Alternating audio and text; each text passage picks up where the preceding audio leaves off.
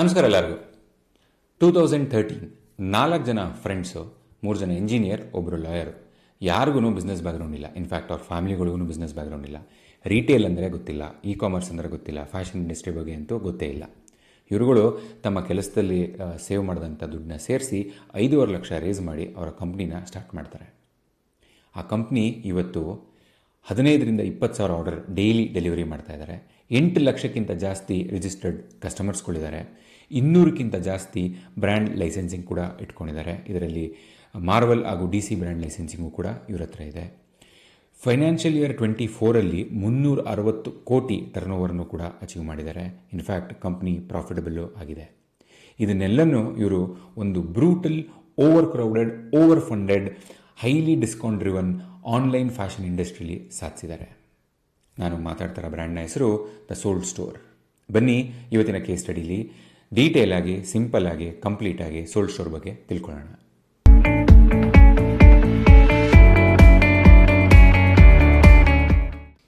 The sold store founders ಬಗ್ಗೆ ತಿಳ್ಕೊಳ್ಳೋಣ ಬನ್ನಿ. ವೇದಾಂಗ್ ಪಟೇಲ್ ಕೋ ಫೌಂಡರ್ ಹಾಗೂ CEO.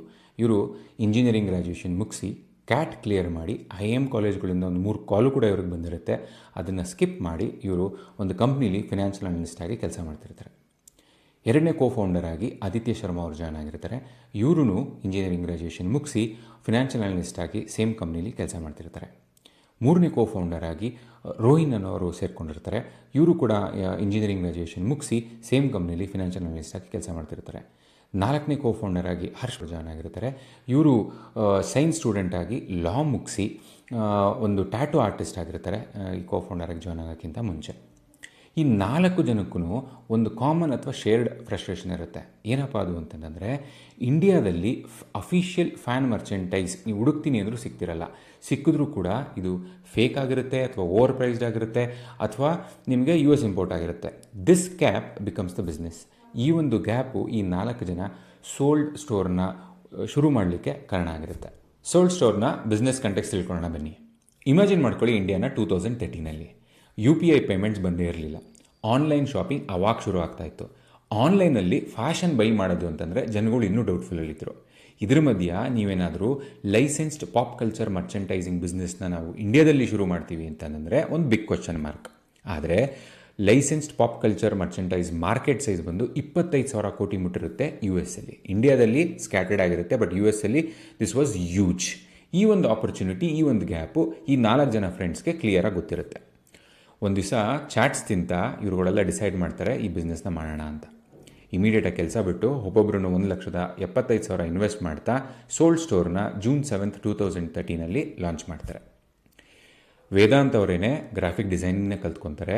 ಆರ್ಡರ್ಸ್ ಬರಲಿಕ್ಕೆ ಶುರು ಆದಾಗ ಈ 4 ಜನನು ಫೌಂಡರ್ಸ್ಗಳನ್ನು ಸೇರಿಕೊಂಡು ಆರ್ಡರ್ಸ್ನ ಪ್ಯಾಕ್ ಮಾಡೋದು, ಡಿಸ್ಮ್ಯಾಚ್ ಮಾಡೋದು, ಕಸ್ಟಮರ್ಸ್ಗಳ ಹತ್ರ ಮಾತಾಡೋದು ಎಲ್ಲನೂ ಇವ್ರು 4 ಜನನೇ ಮಾತಾಡಲಿಕ್ಕೆ ಶುರು ಮಾಡ್ತಾರೆ. ವೀಕ್ 1ನಲ್ಲಿ 100 ಆರ್ಡರ್ಸ್ ಬರುತ್ತೆ, ವೀಕ್ 2ಅಲ್ಲಿ 5 ಆರ್ಡರ್ ಬರುತ್ತೆ. ಆದರೆ ಇವ್ರುಗಳು ಅದಕ್ಕೆ ಎದುರ್ಕೊಳ್ದೇನೆ ತಪ್ಪೆಲ್ಲಾಗ್ತಿದೆ ಅಂತ ತಿಳ್ಕೊಂಡು ಆ್ಯಡ್ಸ್ ಕಂಟೆಂಟ್ನ ರೆಡಿ ಮಾಡ್ತಾರೆ, ಆ್ಯಡ್ ಸ್ಪೆಂಡ್ಸ್ನ ರೆಡಿ ಮಾಡ್ತಾರೆ, SEOನ ಕಲ್ತ್ಕೊತಾರೆ, ಹಾಗೂ ಒಂದು ಕಮ್ಯುನಿಟಿ ಬಿಲ್ಡ್ ಮಾಡೋ ಕಡೆಗೆ ಮೂವ್ ಆಗ್ತಾರೆ. ಇದ್ರ ಮಧ್ಯೆ ದೊಡ್ಡ ದೊಡ್ಡ ಕಂಪ್ನಿಗಳಿಗೂ ಇಮೇಲ್ಸ್ನೂ ಕೂಡ ಇವರು ಬರೀಲಿಕ್ಕೆ ಶುರು ಮಾಡಿರ್ತಾರೆ. ಅದರಲ್ಲಿ AIBಯಿಂದ ಇವ್ರಿಗೆ ರಿಪ್ಲೈ ಬರುತ್ತೆ. ಆಲ್ ಇಂಡಿಯಾ ಬಕ್ಚೋದ್ ಅವರ ತನ್ಮಯ್ ಭಟ್ ಅವರ ಕಂಪ್ನಿದು. ಅಲ್ಲಿಂದ ಇವ್ರಿಗೆ ರಿಪ್ಲೈ ಮಾಡ್ತಾರೆ, ನಾವು ನಿಮ್ಮ ಜೊತೆ ಪಾರ್ಟ್ನರ್ಶಿಪ್ ಮಾಡ್ಕೊಳ್ಳೋಕ್ಕೆ ರೆಡಿ ಇದ್ದೀವಿ ಅಂತ. ಈ ಒಂದು ಪಾರ್ಟ್ನರ್ಶಿಪ್ಪು ಇವರಿಗೆ ಇಂಡಿಯನ್ ಮಾರ್ಕೆಟಲ್ಲಿ ಒಂದು ಕ್ರೆಡಿಬಿಲಿಟಿ ಬಿಲ್ಡ್ ಆಗುತ್ತೆ, ಒಂದು ಮೊಮೆಂಟಮ್ಮೇ ಇವರಿಗೆ ಸಿಗ್ದಂಗೆ ಆಗುತ್ತೆ. ಇದನ್ನು ನೋಡಿ ವಾರ್ನರ್ ಬ್ರದರ್ಸ್ ಅವರು ಇವರಿಗೆ ತಮ್ಮ 2 ಲೈಸೆನ್ಸ್ ಮರ್ಚೆಂಟೈಸ್ನ ಇಂಡಿಯಾಗೆ ಲೈಸೆನ್ಸ್ ಮಾಡಲಿಕ್ಕೆ ರೆಡಿ ಆಗ್ತಾರೆ. ಇದು ಫ್ರೆಂಡ್ಸ್ ಹಾಗೂ ದ ಬಿಗ್ ಬ್ಯಾಂಗ್ ಥಿಯರಿ ಆಗಿರುತ್ತೆ. ಇಲ್ಲಿಂದ ಸೋಲ್ಡ್ ಸ್ಟೋರ್ನ ಜರ್ನಿ ಶುರು ಆಗುತ್ತೆ. ಅಫಿಷಿಯಲ್ ಫ್ಯಾನ್ ಮರ್ಚೆಂಟೈಸ್ ಅಂದರೆ ಗೊತ್ತಿಲ್ಲದಿರೋರಿಗೆ ಒಂದು ಸಣ್ಣ ಇನ್ಫಾರ್ಮೇಷನ್ನು. RCB ಟಿ ಶರ್ಟ್ನ ನೀವು ತೊಗೊಂಡು ಹಾಕ್ಕೊಂಡ್ರೆ ಇವತ್ತು RCB T shirt will become official fan merchandise.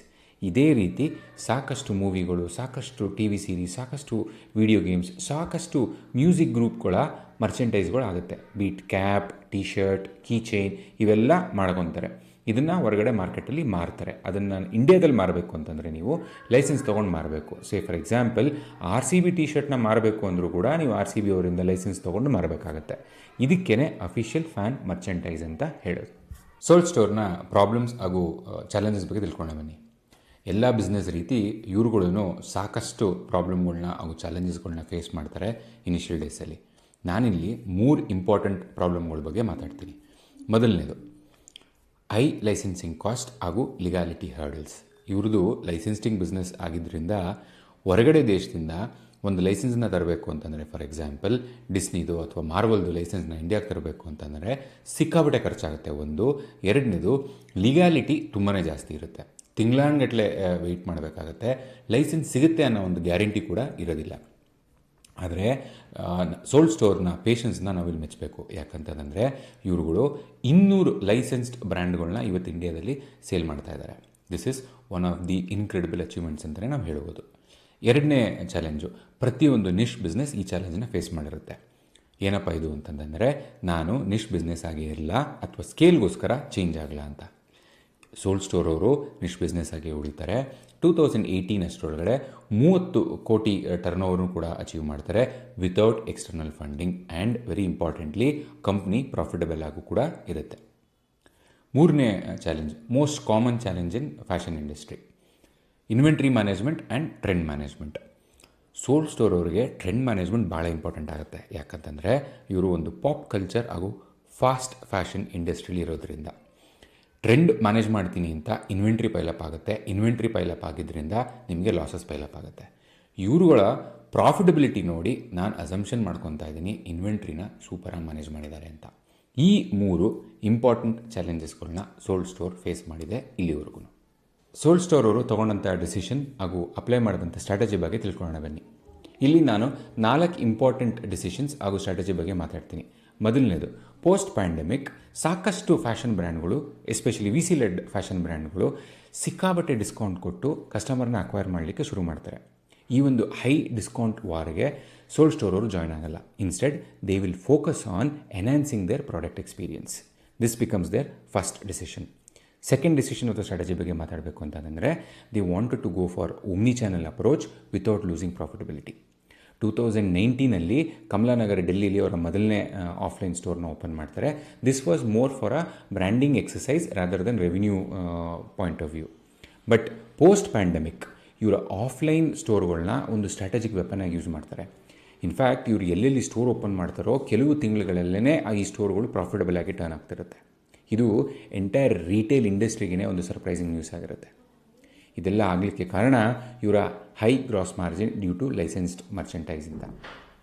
ಇದಿಷ್ಟೇ ಅಲ್ಲ, ಇವರ ಎಕ್ಸ್ಪ್ಯಾನ್ಷನ್ ಪ್ಲ್ಯಾನ್ಗೂ ಕಾರಣ ಏನಪ್ಪ ಅಂತಂದರೆ, ಇವರ ಆಫ್ಲೈನ್ ಸ್ಟೋರ್ಸ್ನ ಒಂದು ಬಿಲ್ಬೋರ್ಡ್ ಥರ ನೋಡ್ತಿರ್ತಾರೆ, ಒಂದು ಫ್ಯಾನ್ ಎಕ್ಸ್ಪೀರಿಯನ್ಸ್ ಸೆಂಟರ್ ಥರ ನೋಡ್ತಿರ್ತಾರೆ. ಇನ್ಫ್ಯಾಕ್ಟ್ ಇದೊಂದು ಕಮ್ಯುನಿಟಿ ಹಬ್ ಥರ ಅವರು ಕ್ರಿಯೇಟ್ ಮಾಡೋಕ್ಕೆ ಪ್ಲ್ಯಾನ್ ಮಾಡಿರ್ತಾರೆ. ಹೀಗಾಗಿ ಅರ್ಲಿ 2025 ಅಷ್ಟರಲ್ಲೇ ಇವ್ರ ಹತ್ರ 18 ಸ್ಟೋರ್ ಇರುತ್ತೆ. 2025 ಮಿಡ್ ಒಳಗಡೆ 40 ಸ್ಟೋರ್ಗಳನ್ನ ಓಪನ್ ಮಾಡಿರ್ತಾರೆ. ಇದು ಇವರ second important decision or strategy ಅಂತ ನಾವಿಲ್ಲಿ ಹೇಳ್ಬೋದು. ಮೂರನೇ ಡಿಸಿಷನ್ ಹಾಗೂ ಸ್ಟ್ರಾಟಜಿ, ಫಂಡಮೆಂಟಲ್ಸ್ನ ಫಿಕ್ಸ್ ಮಾಡೋದಕ್ಕಿಂತ ಮುಂಚೆ ಬ್ರ್ಯಾಂಡ್ನ ಸ್ಕೇಲ್ ಮಾಡಬಾರ್ದು ಅಂತ ಇವರು ಡಿಸೈಡ್ ಮಾಡ್ತಾರೆ. ಫಂಡಮೆಂಟಲ್ಸ್ ಅಂದರೆ ಯಾವ ಥರ? ಫಾರ್ ಎಕ್ಸಾಂಪಲ್ ಡಿಸ್ಕೌಂಟ್ನ ಟೈಟನ್ ಮಾಡೋದು, ಎರಡನೇದು ಹೈರಿಂಗ್ನ ಕಟ್ ಡೌನ್ ಮಾಡೋದು, ಮೂರನೇದು ಭಾಳ ಇಂಪಾರ್ಟೆಂಟ್ ಪಾಯಿಂಟ್ ಇದು, customer lifetime value to customer acquisition cost ratio industry standard ಪ್ರಕಾರ 3:1 ಇರಬೇಕು. ಇವರ ಬಿಸ್ನೆಸ್ಸಲ್ಲಿ 2.5:1 ಇರುತ್ತೆ. ಈ ರೀತಿ ಇವರ ಫಂಡಮೆಂಟಲ್ಸ್ ಮೇಲೆ ಅಷ್ಟು ಫೋಕಸ್ ಮಾಡ್ತಿರ್ತಾರೆ. ಇದರ ನಂತರ ಇವರು ಎಕ್ಸ್ಟರ್ನಲ್ ಇನ್ವೆಸ್ಟರ್ಸಿಂದ ಫಂಡ್ ರೇಸ್ ಮಾಡಿ ಬ್ರ್ಯಾಂಡ್ನ ಸ್ಕೇಲ್ ಮಾಡಲಿಕ್ಕೆ ಶುರು ಮಾಡ್ತಾರೆ. ನಾಲ್ಕನೇ ಸ್ಟ್ರಾಟಜಿ ಅಥವಾ ಒಂದು ಡಿಸಿಷನ್ನು, ಇವರು ಬ್ರ್ಯಾಂಡ್ನ ಒಂದು ಫ್ಯಾನ್ ಮರ್ಚೆಂಟೈಸ್ ಬ್ರ್ಯಾಂಡಿಂದ, ಒಂದು ನಿಶ್ ಬ್ರ್ಯಾಂಡಿಂದ ಲೈಫ್ ಸ್ಟೈಲ್ ಬ್ರ್ಯಾಂಡ್ ಕಡೆಗೆ ಇವಾಲ್ವ್ ಮಾಡಲಿಕ್ಕೆ ಪ್ರಯತ್ನ ಪಡ್ತಾರೆ 2021 ಯಾಕಪ್ಪ ಅಂತಂದರೆ, ಇವರು ಬ್ರ್ಯಾಂಡ್ನ ರೆವಿನ್ಯೂ ಸ್ಕೇಲ್ ಮಾಡಬೇಕು ಅಂತಂದರೆ ಇದು ಭಾಳ ಇಂಪಾರ್ಟೆಂಟ್ ಆಗುತ್ತೆ. ಈ ಸ್ಟ್ರಾಟಜಿ ಅಪ್ಲೈ ಮಾಡದೆ ಹೋಗಿದ್ದರೆ ಅವ್ರ ಬ್ರ್ಯಾಂಡ್ನ ಸ್ಕೇಲ್ ಮಾಡಲಿಕ್ಕೆ ಆಗ್ತಿರಲಿಲ್ಲ ಇನ್ ಟರ್ಮ್ಸ್ ಆಫ್ ರೆವಿನ್ಯೂ. ಇವತ್ತು ನೀವು 2025 ಡೇಟಾ ನೋಡಿದ್ರೆ ಅವರ ಓವರಾಲ್ ರೆವಿನ್ಯೂಲಿ 50% of the revenue is coming from non licensed ಮರ್ಚೆಂಟೈಸಿಂದ. So this is very very important for a brand to become profitable one and to scale the business. ಈ ಒಂದು ಸ್ಟ್ರಾಟಜಿನ apply ಮಾಡಿಕೊಂಡು ಇವರು ತಮ್ಮ ಬ್ರ್ಯಾಂಡ್ನ ರೆವಿನ್ಯೂನ ಸ್ಕೇಲ್ ಮಾಡಿದ್ದಾರೆ. ಈ 4 ಸ್ಟ್ರಾಟಜಿಗಳು ಸೋಲ್ಡ್ ಸ್ಟೋರ್ ಅವರು ಅಪ್ಲೈ ಮಾಡಿದ್ದಾರೆ ಇಲ್ಲಿವರೆಗೂ ಅಂತ ನಮಗೆ ನೋಡ್ಲಿಕ್ಕೆ ಸಿಗುತ್ತೆ. ಈಗ ಸೋಲ್ಡ್ ಸ್ಟೋರ್ನ ಪರ್ಫಾರ್ಮೆನ್ಸ್ ಬಗ್ಗೆ ತಿಳ್ಕೊಳ್ಳೋಣ. ಆಗಲೇ ಹೇಳ್ದಂಗೆ 2018ವರೆಗೂ ಈ ಕಂಪ್ನಿ ಬೂಟ್ ಸ್ಟಾಪ್ ಆಗಿರುತ್ತೆ, 30 crore ರೆವಿನ್ಯೂ ಮಾಡಿರ್ತಾರೆ ಹಾಗೂ ಪ್ರಾಫಿಟಬಲ್ ಕೂಡ ಆಗಿರುತ್ತೆ. ಅದೇ ವರ್ಷ ಇವರಿಗೆ 10 ಕೋಟಿ ಫಂಡಿಂಗ್ ಸಿಗುತ್ತೆ ಫ್ರಮ್ RPSG ಕಂಪ್ನಿ ಕಡೆಯಿಂದ. ಈ ಫಂಡಿಂಗ್ನ ಯೂಸ್ ಮಾಡಿಕೊಂಡು ಇವರು ಕ್ಯಾಟಗರಿ ಎಕ್ಸ್ಪ್ಯಾನ್ಷನ್ ಶುರು ಮಾಡ್ತಾರೆ. ಫುಟ್ವೇರ್, ಬ್ಯಾಗ್ಸ್, ಆಕ್ಸೆಸರೀಸ್ ಹಾಗೂ ಹೋಮ್ ಡೆಕೋರ್ನ ಲಾಂಚ್ ಮಾಡ್ತಾರೆ. ಇದರ ಜೊತೆಗೆ ಲೈಸೆನ್ಸ್ಡ್ ಮರ್ಚೆಂಟೈಸಿಂಗ್ ಕೂಡ ಎಕ್ಸ್ಪ್ಲೋರ್ಡ್ ಆಗುತ್ತೆ. ಫಿನಾನ್ಷಿಯಲ್ ಇಯರ್ 21ನಲ್ಲಿ ಇವರಿಗೆ 75 crores ಫಂಡಿಂಗ್ ಸಿಗುತ್ತೆ ಫ್ರಮ್ ಎಲಿವೇಷನ್ ಕ್ಯಾಪಿಟಲಿಂದ. ಫಿನಾನ್ಷಿಯಲ್ ಇಯರ್ 22ಅಲ್ಲಿ ಸಾರಾ ಅಲಿ ಖಾನ್ ಅವರು ಅನ್ಡಿಸ್ಕ್ಲೋಸ್ ಮನಿನ ಇನ್ವೆಸ್ಟ್ ಮಾಡಿದ್ದಾರೆ. ಇದಕ್ಕೆ ಸೋರ್ಸ್ ಇಲ್ಲ, ಬಟ್ ಆನ್ಲೈನಲ್ಲಿ ಓದಲಿಕ್ಕೆ ಸಿಕ್ತು. ಫಿನಾನ್ಷಿಯಲ್ ಇಯರ್ 23ಅಲ್ಲಿ ಇವರು 233 crores ರೆವಿನ್ಯೂ ಕ್ಲಾಕ್ ಮಾಡ್ತಾರೆ ವಿತ್ 16.5 crores ಲಾಸ್. ಅದೇ ಇಯರ್ ಇವರಿಗೆ 135 crores ಫಂಡಿಂಗ್ ಸಿಗುತ್ತೆ ಫ್ರಮ್ ಎಕ್ಸ್ಪೋನೆನ್ಷಿಯಲ್ ಕ್ಯಾಪಿಟಲಿಂದ. ಫಿನಾನ್ಷಿಯಲ್ ಇಯರ್ 24ಅಲ್ಲಿ 360 crores ರೆವಿನ್ಯೂ ಬುಕ್ ಮಾಡ್ತಾರೆ with 18 crore profit. Financial year 25ಅಲ್ಲಿ ಅವರು 500 ಕೋಟಿ ರೆವಿನ್ಯೂ ಕ್ಲಾಕ್ ಮಾಡ್ತಾರೆ ವಿತ್ 11 crore ಪ್ರಾಫಿಟ್ ಕಮ್ಮಿ ಆಗಿದೆ. ಇದಕ್ಕೆ ರೀಸನ್ ಕೊಟ್ಟಿದ್ದಾರೆ, because of offline store expansion ಹಾಗೂ 40% ಕಾಸ್ಟ್ ಇನ್ಕ್ರಿಮೆಂಟ್ ಆಗಿದೆ ಪ್ರೊಕ್ಯೂರ್ಮೆಂಟಲ್ಲಿ ಅಂತ. ಇದರ ಜೊತೆಗೆ ಇವತ್ತು ಇವ್ರ ಹತ್ರ 200 ಅಫಿಷಿಯಲ್ ಲೈಸೆನ್ಸಸ್ಗಳಿದೆ. 2.5 lakhs ಆರ್ಡರ್ಸ್ ಪ್ರತಿ ಮಂತು ಇವರು ಪ್ರೊಸೆಸ್ ಮಾಡ್ತಾ ಇದ್ದಾರೆ. 50 lakhsಗಿಂತ ಜಾಸ್ತಿ ಆ್ಯಪ್ ಡೌನ್ಲೋಡ್ಸ್ ಇದೆ. ಎಲ್ಲದಕ್ಕಿಂತ ಇಂಪಾರ್ಟೆಂಟಾಗಿ ಇವರು 2025ಅಲ್ಲಿ ರೆಡ್ ಉಲ್ಫ್ ತನ್ನ ಡೈರೆಕ್ಟ್ ಕಾಂಪಿಟೇಷನ್, ಬಿಗ್ಗೆಸ್ಟ್ ಕಾಂಪಿಟೇಷನ್ನ ಅಕ್ವೈರ್ ಮಾಡ್ತಾರೆ. ಈಗ IPO ಕೂಡ ಪ್ಲ್ಯಾನ್ ಮಾಡ್ತಾ ಇದ್ದಾರೆ at a valuation of 2000 crores. Kishore ಬಿಯಾನಿಯವರು ಸೋಲ್ ಸ್ಟೋರ್ಗೆ it's one of the biggest productive Indian retailer ಅಂತ ಕಾಂಪ್ಲಿಮೆಂಟ್ ಕೂಡ ಕೊಟ್ಟಿದ್ದಾರೆ. ಇದು ಸೋಲ್ ಸ್ಟೋರ್ನ ಪರ್ಫಾರ್ಮೆನ್ಸ್ ಅಂತ ನಮ್ಗೆ ನೋಡ್ಲಿಕ್ಕೆ ಸಿಗುತ್ತೆ. ಈಗ ಈ ಕೇಸ್ ಸ್ಟಡಿಯಿಂದ ನಮ್ಗಳಿಗೆ ಕಲೀಲಿಕ್ಕೆ ಏನು ಸಿಗುತ್ತೆ, ನಾನು ಇದನ್ನು 3 ಪಾಯಿಂಟ್ಗಳಲ್ಲಿ ಬ್ರೇಕ್ ಡೌನ್ ಮಾಡ್ತೀನಿ. ಮೊದಲನೇ ಪಾಯಿಂಟು, ನಾವು ನಮ್ಮ ಬಿಸ್ನೆಸ್ ಶುರು ಮಾಡಿದಾಗ ಯಾವ ಪ್ರಾಬ್ಲಮ್ ಸಾಲ್ವ್ ಮಾಡ್ತಾ ಇದ್ದೀವೋ ಅದು ತುಂಬ ಚಿಕ್ಕದಾಗಿದ್ದರೆ ಇದು ಕಾಂಪಿಟೇಟಿವ್ ಆಗಿ ಇರೋದಿಲ್ಲ ಅಂತ ಡಿಸೈಡ್ ಮಾಡೋದು ತಪ್ಪಾಗುತ್ತೆ. ಇದಕ್ಕೆ ಎಕ್ಸಾಂಪಲ್ಲೇ ಸೋಲ್ ಸ್ಟೋರು. ಇವರು ಶುರು ಮಾಡಿದ್ದು ಒಂದು ಸ್ಮಾಲ್ ನಿಶ್ ಫ್ಯಾನ್ ಮರ್ಚೆಂಟೈಸಿಂಗ್ನ ಇಂಡಿಯಾಗೆ ತರೋದು. ಇದರ ಅಫಿಷಿಯಲ್ ಲೈಸೆನ್ಸ್ಗಳನ್ನ ಇವರು ಇಂಡಿಯಾಗೆ ತರಲಿಕ್ಕೆ ಶುರು ಮಾಡ್ತಾರೆ. ಆ ಟೈಮಲ್ಲಿ ಇದನ್ನು ಯಾರೂ ಮಾಡ್ತಾರಲ್ಲ. ಸೊ ಇವ್ರದ್ದೇ ಆದಂಥ ಒಂದು ಐಡೆಂಟಿಟಿ ಕ್ರಿಯೇಟ್ ಆಗುತ್ತೆ. ಆ ಐಡೆಂಟಿಟಿಗೆ ಕಸ್ಟಮರು ಪ್ರೀಮಿಯಂ ಕೊಟ್ಟು ಬೈ ಮಾಡಲಿಕ್ಕೆ ಶುರು ಮಾಡ್ತಾರೆ. ಇದ್ರ ಬಗ್ಗೆ ಬೇರೆಯವ್ರ ಹತ್ರ ಮಾತಾಡ್ಲಿಕ್ಕೆ ಶುರು ಮಾಡ್ತಾರೆ ಕಸ್ಟಮರ್ಸ್ಗಳು. ಇದರಿಂದ ರಿಪೀಟ್ ಜಾಸ್ತಿ ಆಗುತ್ತೆ, ನ್ಯೂ ಕಸ್ಟಮರ್ಸು ಬರಲಿಕ್ಕೆ ಶುರು ಮಾಡ್ತಾರೆ. ಸೊ ಬೇಸಿಕಲಿ ಬಿಸ್ನೆಸ್ ಬೆಳೀಲಿಕ್ಕೆ ಶುರು ಆಗುತ್ತೆ. So this clearly shows starting narrow early is very competitive. ಇದನ್ನು ನಾವು ಮರಿಬಾರ್ದು. ಎರಡನೇ point, profitability should be culture, just not a metrics. ಇದರ ಅರ್ಥ ಸಿಂಪಲ್. ಸೋಲ್ ಸ್ಟೋರ್ ಅವ್ರನ್ನ ಜರ್ನಿ ನೋಡಿ. 2018ವರೆಗೂ ಬೂಟ್ ಸ್ಟಾಪ್ ಆಗಿರ್ತಾರೆ, 30 ಕೋಟಿ ರೆವಿನ್ಯೂ ಮಾಡಿರ್ತಾರೆ, ಬಟ್ ಕಂಪ್ನಿ ಪ್ರಾಫಿಟಬಲ್ ಆಗಿರುತ್ತೆ.